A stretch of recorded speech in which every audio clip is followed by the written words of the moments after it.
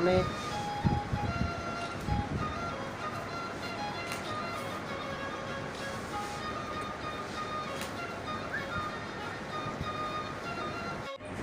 महाराज उसमें न हो तो बिल्कुल अटपटा लगता है। मैं धन्यवाद देता हूँ विजयपाल जी कुमावत को कि उन्होंने ढूंढाड़ की जो प्रमुख धरोहर है, गलता पीठ जिसके प्रमुख आचार्य महाराज को आज यहाँ बुलाकर उनसे जो पोस्टर का विमोचन कराया है, ये बहुत बड़ी बात है। यहाँ विराजे हुए व्यापार मंडल के प्रमुख अध्यक्ष आदरणीय सुभाष गोयल साहब, आदरणीय मेहरवाल साहब, विजयपाल जी कुमावत जी, हमारे भंवरलाल जी शर्मा मंत्री साहब के पुत्र मनोज ने उस राक्षसी का वध किया और उसका जो रक्त बहाव से ढूंढ नदी बनी, यही है ना। ये जो आज आपने नई बात हमको बताई, इसके लिए मैं आपका बहुत बहुत आभार व्यक्त करता हूँ। सारा जो ढूंढाड़ है उसकी जो मुख्य धुरी है वो है गलता की। 1503 में जब आमेर के महाराजा पृथ्वीराज थे और उनके पहले यहाँ पर नाग संप्रदाय का जोर था, और फिर जब 1503 में कृष्णदास जी पयहारी जी महाराज गलता में पधारे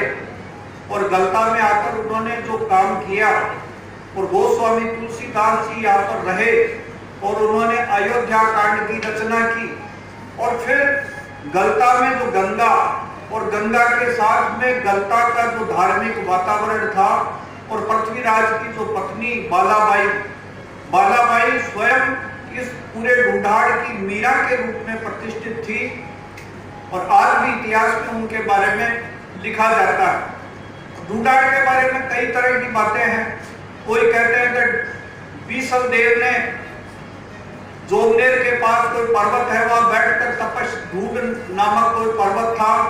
उस पर तपस्या की थी। कोई आदमी ये मानता है कि जो आमेर की पहाड़ियां हैं वो ढूंढा करती की पहाड़ियां हैं। इस तरह से कई तरह के जो विवेचन हैं ढूंढाड़ के बारे में हमको सुनने को मिलते हैं और किताबों में पढ़ने को मिलते हैं। ढूंढाड़ की जो सबसे बड़ी खास बात है वो खास बात यह है कि जिस राक्षसी का वध किया वो राक्षसी यहाँ पर बच्चों को उठाकर ले जाती और बच्चों को उठाकर ले जाती और वो उनको खा जाती। बाद में जब फिर उस राक्षसी का वध हुआ, उसके पहले ये व्यवस्था दी गई कि बच्चों का ढूंढ पूजा जाए। तो फिर होली के पहले बच्चों का ढूंढ पूजने की प्रथा हमारे यहाँ पर शुरू हुई। और जब भी ये कहावत कही जाती है तो होली पाछे ढूंढ और मार कसम के मूड, मतलब होली के पहले ही जो बच्चा है, जो नवजात शिशु है, उसको स्वस्थ रहने के लिए, उसको अच्छा बनने के लिए प्रार्थना करते हैं। सारे घर के लोग मिलकर उसके पाटे पर बिठाते हैं, ढोल बजाते हैं, और ढोल बजाने के बाद में सारे घर के लोग उस बच्चे के फेरी लगाते हैं और ये कामना करते हैं कि ये बच्चा खूब उन्नति करे, खूब स्वस्थ रहे। इस तरह से ये जो ढूंढाड़ में ढूंढ पूजने की व्यवस्था आज पूरे देश भर में है। लेकिन ये जो मैं समझता हूँ महाराज, मुझे तो ज्यादा मालूम नहीं है, लेकिन मैं ये समझता हूँ कि ये सारी की सारी ढूंढाड़ से ही ये प्रथा शुरू हुई है, होली के पहले ढूंढ पूजने की। इसीलिए तो कहा, मैंने बताया आपको, होली पाछे ढूंढ और मार कसम के मूड। इस तरह ये तो पूरा ढूंढाड़ इलाका है। कि ढूंढाड़ इलाके में कितनी नदियां थी, कितनी नदियों का ये सिंचित क्षेत्र। और जब हम आगे पीछे जाते हैं तो महाभारत काल और मत्स्य काल का जो आपने जिक्र किया,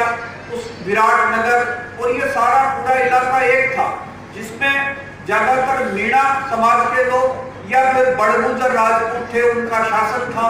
फिर यहाँ दूल्हे राय आए, दूल्हे राय ने आकर और मीणों को परास्त करके और यहाँ पर अपने राज्य की कछावा वंश की नींव डाली। इस तरह अब आप देखिए कि भारत सरकार को 15 साल पहले एक रिपोर्ट मिली और रिपोर्ट में ये कहा गया कि ढूंढाड़ की बोली खत्म हो रही है। तो फिर भारत सरकार का जो मंत्रालय है उसके लोग यहाँ जयपुर में आए और हमसे संपर्क किया और उन्होंने कहा कि ये जो बोली लुप्त हो रही है उसको हम यहाँ रिकॉर्ड करना चाहते हैं। और उन्होंने जालाना क्षेत्र का जो एरिया है वहाँ के एक विभाग में हमने कार्यक्रम रखा था और वहाँ इस बोली को रिकॉर्ड किया गया। हमने गांव से पकड़कर महिला को लाए थे जो शुद्ध ढूंढाड़ी बोली बोलती है और फिर उसका रिकॉर्ड करके कलकत्ता के म्यूजियम में रखा गया है। इसलिए जैसा अभी महाराज साहब ने भावना व्यक्त की और कहा कि ये तो बोली बिल्कुल खत्म हो रही है और मैं भी नहीं बोल पा रहा हूँ, मुझे भी आज इतने साल हो गए लेकिन मैं भी नहीं बोल पा रहा हूँ, कहीं ये हमारी ढूंढाड़ी भाषा ये कहीं खत्म नहीं हो रही। आज कितनी तो शांति मिलती है। अब एक देखिए आप कि यहाँ पर कितना संतोष मिलता है ढूंढाड़ी बोली से। अगर एक किसी घर में कोई महिला बार बार आदमी को कहती है अजी सुनो छो कहीं तीन बाई का क्यों फेरा करना चाहिए, कुछ करो ना कुछ इंतजाम, अरे भाई काई जेंड काई क्यों कोने यार, आपने तो गोविंद सारी चीज गोविंद के ऊपर डाल दी और गोविंद ही सारा काम सबका काम संपन्न कर देते हैं। मतलब यहाँ का आदमी कितना मस्त है, यहाँ का आदमी कितना मस्त है और कितना वो है कि सब कुछ चीज वो भगवान पर छोड़ रखी है उसने और वो ये मानता है कि मुझे कुछ नहीं करना, ये सारा गोविंद करेंगे और वो भगवान उनका सबका बेड़ा पार भी करते हैं। जयपुर की जो स्थिति है, जयपुर के जो इतिहास है उसके बारे में मैं पिछले 14 साल से लिख रहा हूँ। अभी पिछले दिनों मेरी किताब भी प्रकाशित हुई है, राजस्थान पत्रिका ने की है, मारो जयपुर न्यारो जयपुर। उसमें मैंने 250 के करीब लेखों का संकलन करके उसको छापा है। वैसे मैंने 1100 लेख जयपुर के ऊपर प्रकाशित। और अब आप देखिए कि जयपुर, अब जयपुर क्या चीज है। जयपुर जैसा शहर पूरी दुनिया में नहीं है, जयपुर जैसी सभ्यता कहीं पूरी दुनिया में नहीं। जयपुर में सभी धर्मों के लोग रहते हैं और फिर भी कोई विवाद नहीं है, सब आपस में कितना स्नेह और प्रेम के साथ रहते हैं। यहाँ पर कोई जातिवाद का हिसाब नहीं है, यहाँ का लोग इतने शालीन लोग हैं। जैसे अभी राजरूप जी टाक साहब के बारे में बताया, मुझे भी कुछ ख्याल आता है, वो टोपी सी पहनते थे और बिल्कुल छोटे से कद के थे राजरूप जी टाक साहब और वो मतलब बिल्कुल साधारण जीवन। यहाँ का आदमी कितना ही बड़ा करोड़पति हो जाओ वो सड़क पर ही घूमता है। जब तक बड़े बड़े करोड़पति जब रामनिवास बाग के मैली के कुएं से पानी लेने के लिए जाते थे, जयपुर में लोग पानी की व्यवस्था नहीं थी, उस जमाने में लोग अपने कंधे पर चरिया रख करके और रामनिवास बाग के मैली के कुएं से अपने घरों में पानी लाते थे। न तो कोई ये था कि ये सेठ है और न ये कोई पता चलता था कि ये छोटा आदमी है। छोटे और बड़े दोनों का भेद इस ढूंढाड़ में पहले से भी नहीं था, आज भी नहीं है और मैं समझता हूं ऐसा भेद रहेगा भी। आज जयपुर जिस ढंग से प्रगति कर रहा है, 1902 में जब महाराजा माधो सिंह पहली बार कोई राजा था तो इंग्लैंड गया और इंग्लैंड गए तो उन्होंने देखा भाई कुछ तो लेके गए यहाँ से, तो एक कोई कुछ राम सिंह जी के जमाने की फोटोएं खींची हुई थी वो ले गए और वो कुछ एक छोटा सा बुकलेट बना के ले गए और वहां से जब आदमियों को वो बुकलेट मिला, वो हवा महल के फोटो देखे उन्होंने तो एकदम से भीड़ ऊपर पड़ी और फिर कहा हवा महल देखो। और फिर आज तो हालत यह है कि शनिवार और इतवार को बड़ी चौपड़ और छोटी चौपड़ के आसपास से अपन स्कूटर से निकलना मुश्किल हो जाता है। इतने यहाँ पर विदेशी पर्यटक आ रहे और उनकी ज्यादा खास रुचि क्या रहती है कि भाई हम गली में घूमे। अब हम अपन को अजीब सा लगता है कि रिक्शों के अंदर बैठे हैं, सारे के सारे अंग्रेज लोग बैठे और गलियों में एक एक हवेली और एक एक कंगूरे को देख रहे हैं, क्योंकि ये जो चीजें हैं ये संसार की सबसे विचित्र चीजें हैं, ये संसार की सबसे विशिष्ट चीजें हैं। ये गुलाबी रंग क्या है दुनिया में कोई गुलाबी रंग का शहर? क्या है दुनिया के अंदर मंकीज वैली? अब आप देखिए दलता जी है, उसका नाम पूरे वर्ल्ड में मंकीज वैली के नाम से फेमस हो गया। यहाँ पर कुछ अंग्रेज लोग आए होंगे किसी समय पर आए तो वहां के जो शरीफ बंदर है उनसे उनकी मुलाकात हो गई। और आप जानते हो वहां का बंदर कोई अटैक नहीं करता, तो उन बंदरों को जब चने खिलाए किसी अंग्रेज ने और वो जब उसके कंधे पर बैठा और लाड दुलार किया, तो फिर उसने जाके इंग्लैंड में अपने पूरे खानदान को कहा कि वहां पर बंदर ऐसे हैं। तो वहां से जब लोग आए तो उन्होंने कहा हमको तो पहले मंकीज वैली दिखाओ, हमको हवा महल बाद में देखना, पहले हमको मंकीज वैली दिखाओ। तो ये मंकीज वैली के नाम से गलता जी है, ये पूरा का पूरा गलता जी। आज गलता जी के बराबर कोई धार्मिक पीठ अपने यहाँ पर है भी नहीं। आप अगर गलता जी के इतिहास को खंगालेंगे और आज हम देखेंगे कि यहाँ कितनी बड़ी तपस्या स्थली रही है, कितने कितने संतों ने यहाँ पर तपस्या की है। गंगा का यहाँ पर गंगा प्रवाहित की है जिन लोगों ने, आज उस गंगा के और उन जो स्थान थे उनको बचाने के लिए आप लोग कितना काम कर रहे हैं। बाढ़ आई थी 81 में, तो फिर पूरा दलता घाटी पूरी बह गई थी, लेकिन जयपुर के लोगों का जज्बा इतना जोरदार था कि जो 81 की बाढ़ आई उसके बाद में दलता जी का जीर्णोद्धार इन्होंने किया। अब आप इन चीजों को देखिए कि गलता क्या है, ढूंढाड़ क्या है। ढूंढाड़ का जो मूल स्वरूप है वो जयपुर का गलता है। ढूंढाड़ का जो मूल स्वरूप है वो यहाँ पर सिसोदिया रानी का बाग। सवाई जयसिंह जब आमेर मोमिनाबाद बन गया, बहादुर शाह ने बादशाह ने जब आमेर को मोमिनाबाद बना दिया, जयसिंह यहाँ से गए सीधे दौसा था उनके पास में, और फिर जोधपुर गए जसवंत सिंह के पास, और फिर मेवाड़ चले गए महाराणा अमर सिंह के पास में, और उन्होंने फिर वहां पर जब शादी की उस चंद्र कंवर सिसोदनी से, और उस सिसोदिया रानी के लिए जो महाराजा ने जो बनाया सिसोदिया रानी गार्डन, कहते हैं ना first impression is the last impression. पहले जयपुर में आने जाने का रास्ता यही था, ये रास्ता तो बाद में बनाया गया, मिर्जा इस्माइल के टाइम पर ये रास्ता बना, लेकिन first impression is last impression कि जयपुर में आने वाला आदमी ये देखेगा मच्छी दरवाजा, फलाना दरवाजा, और कितनी सुंदर सुंदर यहाँ पर छतरियां और कितने सुंदर सुंदर महल, वो सिसोदिया रानी का गार्डन, और उस गार्डन के बीच से रास्ता जाता है गलता जी का, जहाँ पर साक्षात भगवान खुद विराजमान। अब आप जयपुर के ऊपर है कि जयपुर हमारा क्या है। मैं कई बार पहले भी अभी बताया, हमारे जो सुभाष जी के साथ में हमारा जो चल रहा है जयपुर को लेकर के, कि जयपुर ग्रह होगी 9 और जयपुर है 9 से, कि जयपुर का परकोटा 9 वर्ग मील, और जयपुर को 9 चौकड़ियों में बांटा गया। मतलब ग्रह कितने 9, चौकड़ी कितनी 9 भागों में इसको बांटा गया, और 9 भागों में बांटकर जयपुर का जो एक चौकड़ी है वो उस जमाने का बीघा अलग होता था, उसके हिसाब से 18 बीघा की एक चौकड़ी है, 8 लेख 9। तो अब आप देखिए इसका पूरा 9 का पूरा। अब सप्तऋषि मंडल है और भगवान सूर्य के रथ के 7 घोड़े हैं। 7 घोड़ों के हिसाब से जयपुर में 7 दरवाजे, चांदपुर, कृष्णपुर, रामपुर, शिवपुर, सूरजपुर, गंगापुर, ध्रुवपुर जिसको बोलते हैं अपन जोरावर सिंह दरवाजा, ये 7 दरवाजे। फिर चौपड़ 3, बीच शहर में 3 चौपड़, और तीनों ही एक साथ 7 सवेरे चले फवारा और रंग बिरंगी धार, 3 चौपड़। अब ये काइन से 3 चौपड़ बेरोजगारी तक।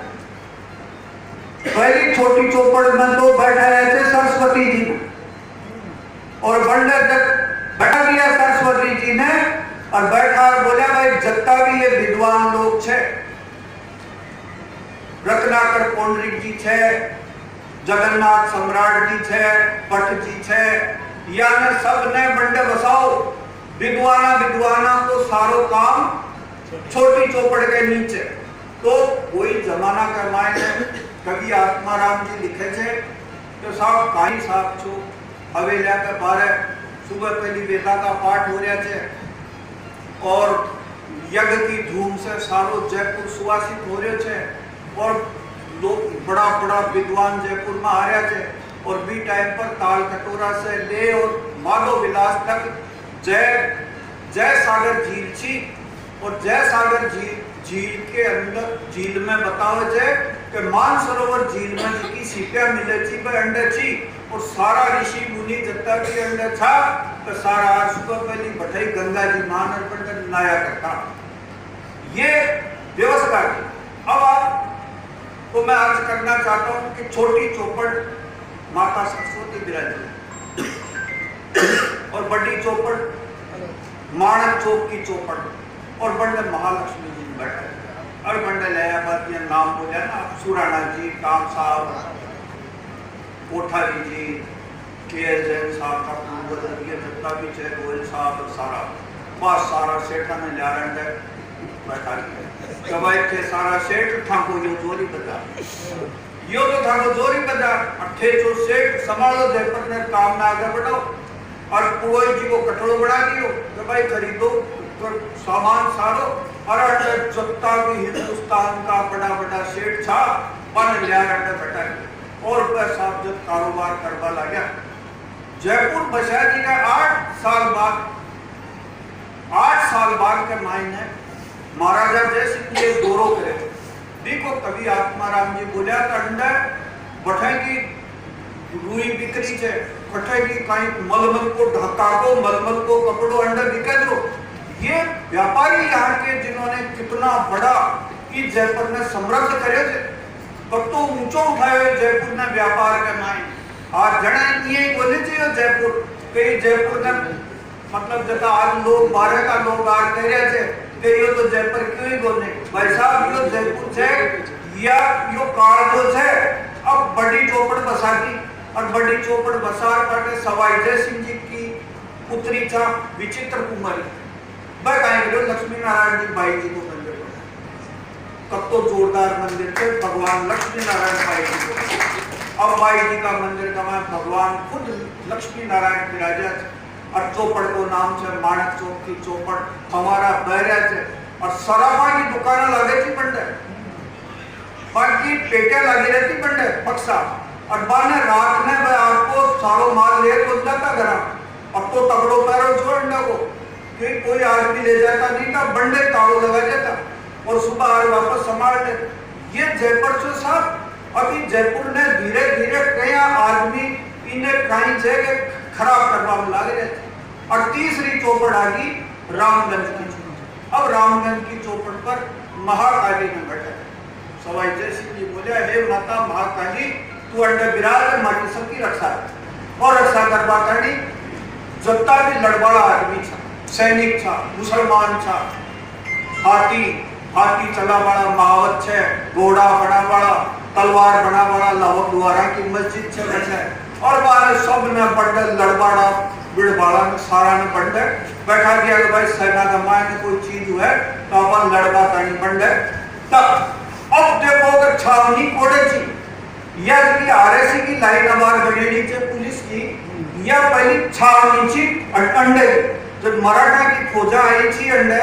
और आग मोती डूंगरी को ऊपर से आग तोपा जब बरसा पा लगे जा जब सारो मुकाबलो प्रत्येक की बार अंडे सब हो जो सारों को सारो मुकाबलो तो ये रामगंज की चौक और फिर गंगापुर चौकड़ी जयपुर की पुरानी सबसे पुरानी सिविल लाइन है बंडे जत्ता भी सामंत था जागीरदार था जका तलवार काटता लड़ता और आगे आगे चालता युद्ध के मायने भाग लेता बस सारा लोगों ने बंड बसाया तो भाई थिएटर बैठो और ठाको काम है सेना को संचालन करबो तोपा चलाबो और सारी चीज और फिर जयपुर में तोपा को कारखाना ला कदे जयगढ़ जाओ तो देखो करो बंडा आजकल खोल भी लेते शायद तो बैला से तो लैट मशीना चल रही थी बैला से लैट मशीना चल रही थी। अब मैं एक बात कह करके अपनी लंबी हो जाएगी आप बोर हो जाओगे तो मैं एक बात कह करके अपनी बात समाप्त करूंगा कि आमेर रहते हैं आमेर जावाचार आमेर में माओ घर से भी जमाना में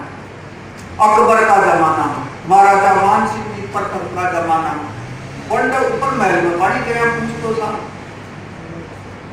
गया पूछतो और जब तो न तो पंप था न बिजली थी न इंजन था, कया पानी पूछो तो अब थाने बताऊं कया पानी थे जाओला जब थाने 4-5 स्टेप बनेड़ा दिखल मार खा से देखो ला ना इस साइड में सामने मैं देखो पूरा रिसर्च करे एक बार जोरदार लिखो पेपर और मैंने खूब शाबाशी भी मिली पुलिस की गुलाब जी सब मैंने शाबाशी दी भाई नई चीज पकड़ ले चाहिए कोई तो अब ये जो तो जब माँ उठा के ऊपर अंडा बैला की जोड़ियां लाग रही चढ़स और पूनी माँ उठा का पानी ने खेच और ले रहे और फिर एक कट्ठा होद बने भी होद में आवाज टाई करो ये सारा का सारा मिल भी होद ने खत्म कर दी और बी की जगह लाइट एंड साउंड करती है मूर्ख अफसर है करा गाय 12-12 का आवाज है सारा जयपुर को नाश करना लग रहे बी ने सारा ने होद में खत्म कर दिया अब समझो को होद में पानी भर दो तो देख पीतल को डाटो खोलो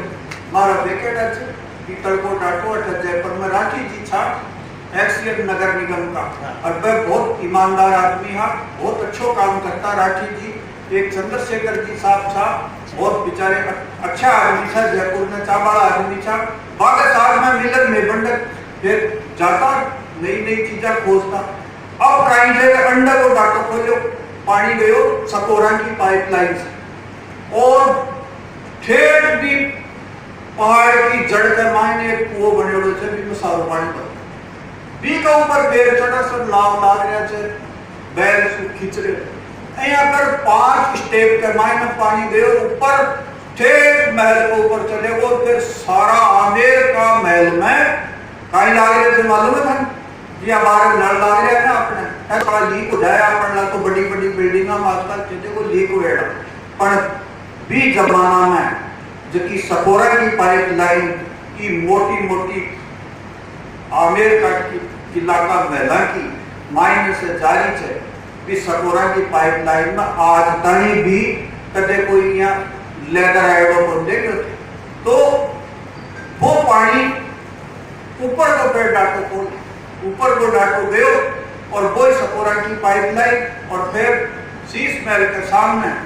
मान सिंह जी को महल से बड़ा फवारा काम है और फवारा को पानी बह रहे थे और फिर नीचे पानी बह रहे थे और फिर आमेर का महल में एक जोरदार चीज वह है सीता रसोई आप कौन देखी थे सीता रसोई पहले तो बंद थी शायद आजकल खोली है नहीं खोली भी मैं रामायण काल की अच्छी चित्रकारी बनेड़ी है जो कि संसार में घटेगी और भी सीता रसोई में भी जमाना के मायने नल चालतो और भी सकोरा की छोटी सी पाइपलाइन से पानी आया कितनी बड़ी बात तो यो आपको जयपुर और फिर दूसरो डाटो खोलता तो केसर कैरी का फवारा चालू और केसर कैरी का फवारा चालिया अष्टकोणीय कैरिया बनेड़ी छे और बंड फवारा चालिया और फिर वो पानी जब जा आपा दलाराम का बाग के सामने खड़ा और देखा जा तो फिर वो पानी भरे थे और बी का मायना आजकल तो आपा लगाओ जब बिजली का लट्टू और बी टाइम पर लगता तेल का दिया और जब सारी दुनिया में तेल का दिया जलता और सुवासित वातावरण हो तो और वह झरना जब बहता के जतुल में जड़ा तक तो जोरदार लाग तो मैं ज्यादा इतना ही कहकर मेरी बात को समाप्त करता हूँ आपने बड़े धैर्य से मेरी बात को सुना इसके लिए बहुत बहुत आपका आभार।